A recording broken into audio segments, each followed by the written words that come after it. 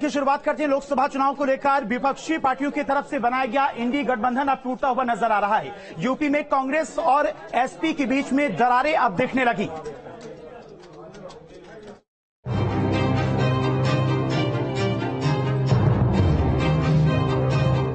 SP से दूरी, RLD से सांठगांठ। एसपी कांग्रेस की बन नहीं रही बात। 2024 में बीजेपी मुक्त भारत की विपक्षी दलों के मंसूबों की गांठ खुलनी शुरू हो गई। राष्ट्रीय स्तर पर भले ही एकजुटता की तस्वीर देखने को मिली हो, लेकिन प्रदेश स्तर पर तस्वीर बिल्कुल उलट है। यूपी में कुछ ऐसा ही देखने को मिल रहा है। लोकसभा चुनाव में जहां ये कयास लगाए जा रहे थे कि गठबंधन के तहत एसपी 40 से 50, कांग्रेस 20 से 22 और आरएलडी 10 से 12 सीटों पर चुनाव लड़ सकती है, तो वहीं अब कांग्रेस और समाजवादी पार्टी के बीच में तल्खी देखने को मिल रही है। ऐसा माना जा रहा है कि बागेश्वर चुनाव के बाद दोनों पार्टियों में तकरार बढ़ गई है। बागेश्वर में गठबंधन को दरकिनार करते हुए एसपी ने भी अपना प्रत्याशी उतारा था, जिसके बाद तल्खी शुरू हुई थी। हालांकि बात कांग्रेस की करें तो वो भी अपनी सधी राजनीति पर आगे बढ़ रही है। अभी ऐसा देखने को मिल रहा है कि कांग्रेस एसपी से ज्यादा तवज्जो आरएलडी को दे रही है। कांग्रेस ने मध्य प्रदेश विधानसभा चुनाव में एसपी को 1 सीट देने की बात कही है। वहीं कांग्रेस राजस्थान विधानसभा चुनाव में आरएलडी को 4 सीटें देने को तैयार है। आरएलडी की तरफ से राजस्थान में गठबंधन जारी रखने का भी ऐलान किया जा चुका है।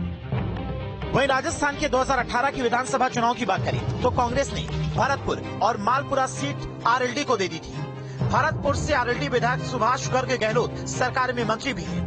इन सब के बीच अब दोनों दलों में जुबानी हमलेबाजी तेज हो गई है।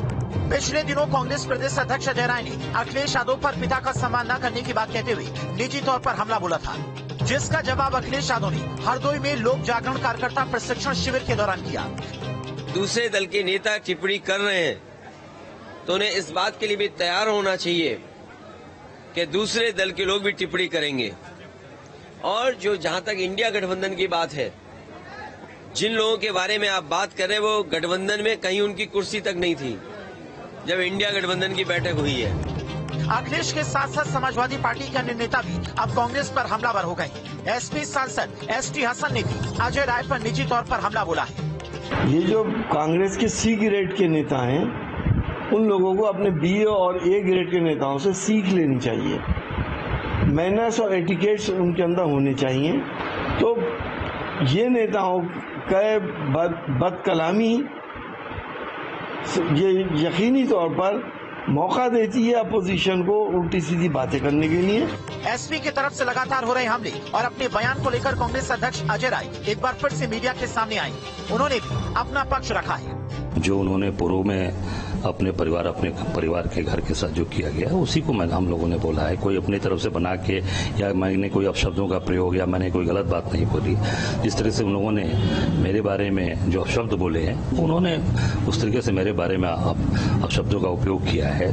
और राजनीतिक अलग विषय है, पर आप किसी का अपमान करेंगे, किसी को अपमान मर्दन करेंगे, मैं समझता हूँ कि ये उचित नहीं है। जिन विपक्षी दलों ने बीजेपी हटाओ देश बचाओ का नारा दिया था, आज वो गठबंधन यूपी में अंतिम सांसें गिन रहा है। एसपी कांग्रेस में जारी ताबड़तोड़ जुबानी जंग लगातार धारदार होती जा रही है। कांग्रेस की आरएलडी से नजदीकी बढ़ती जा रही है। कांग्रेस और एसपी के बीच में मचे घमासान में बीजेपी खुश है और यूपी में मिशन 80 को पूरा करने के प्रयास में लगातार अपना संगठन मजबूत कर रही है। Team news state.